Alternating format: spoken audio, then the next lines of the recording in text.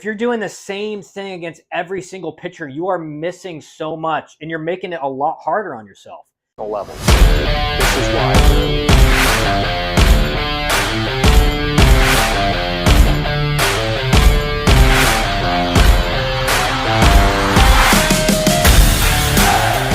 So we've talked about what you need to be thinking at the plate. Obviously, that's a general overview. There's a lot more things that go into different situations and matchups and stuff like that.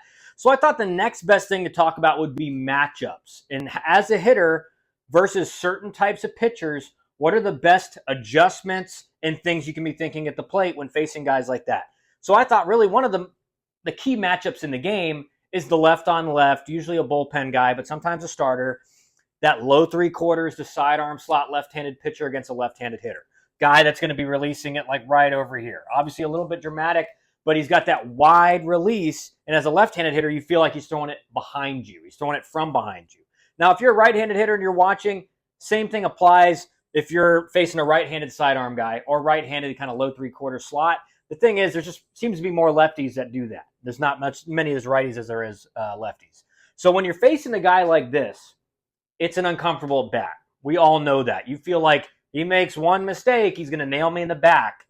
And so what I've found works the best against guys with this kind of slot is if you're going to be uncomfortable, you might as well make him uncomfortable as well. Scoot up on the plate. You're not going to be standing right there. I want to stand on the white of the batter's box. I mean, your toes are on the inside white part of the batter's box. Why do you do that? Well, number one, you're going to see right away, this guy's going to be so uncomfortable, he's not going to be able to throw strikes. I mean, a lot of times when I would do this, it's a 4 or 5 pitch walk because there used to being guys almost stepping back subconsciously, and they can just kind of pepper the outer third. But now in the back of their mind, they're thinking, if I make a mistake, I'm going to hit this guy. If I get underneath a breaking ball, it's going to hit him. If I try to go in and miss, it's going to hit him. And so all of a sudden, there's a lot smaller window that they have to throw it through. And so that's number one, making him uncomfortable, making it harder for him to throw strikes. Number two is what's the biggest weapon a left-handed pitcher with that slot has? It's that sweeping slider that starts down the middle and sweeps off the plate. And we talked about in the last video about knowing the action of a pitch and knowing how do you combat that action. So if he's going to release it right here and it's coming down the middle and then it ends up breaking off right here, obviously away into the other batter's box, which is what a lot of left-handed sliders from that slot do. They perfectly thrown. It's right down the middle. Looks like a fastball out of the hand, gets you to start your swing, and then it ends up out of the zone, and you can't put it in play or make contact. So we're taking away that pitch because when you're on top of the plate, you're going to see that a lot better. You're going to see that maybe a little bit come up out of the hand, but when you're in the middle of the batter's box and you're back here, you're not going to be able to see that spin nearly as well. So getting up on top of the plate, one, he's not going to get away with that throwing it at you and freezing you because if he makes a mistake, he's going to hit you. So he's not going to do that. And what you'll also find is because there's such a smaller window for him to throw it in now, a lot of times they're just going to get around that slider and it's just going to be a ball out of the hand and go way into the other batter's box. So it's not going to be a weapon for you anymore. And here's the biggest key. When you're making this adjustment, a guy throwing from this angle, again, if you're trying to match plane with his pitches, this is before 2 strikes. And again, if he's throwing it from right here, we'll get rid of this slider. But he's throwing a fastball from right here. What's the easiest way to get? So let's say he's throwing it right here. Let's say he's throwing it. Yeah, we'll go outer third, outside corner. You're trying to match the plane of this pitch. Now, is it easier to go opposite field on this guy or pull him? It's easier to pull him. Because that matching the plane of this trajectory is going that way.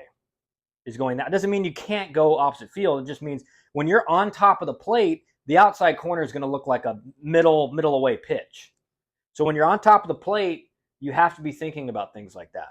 So we're going to be trying to pull this guy pre-2 strikes. When you get to 2 strikes, you got to immediately fight. You have to fight to stay inside everything. I remember facing Carlos Rodon, who had just a nasty slider.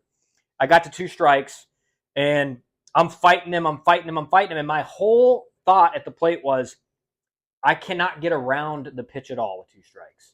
If I'm around at all, that slider is going to go off my barrel, and I'm going to strike out. And I fought. He tried to bust me inside. I fight it off. I'm staying inside every single pitch. I'm not getting here. I'm going that way. with 2 strikes. And he ended up throwing me a slider. I ended up putting a good swing on it, line drive in the left field for a single. But that's the way you have to think against certain pitchers.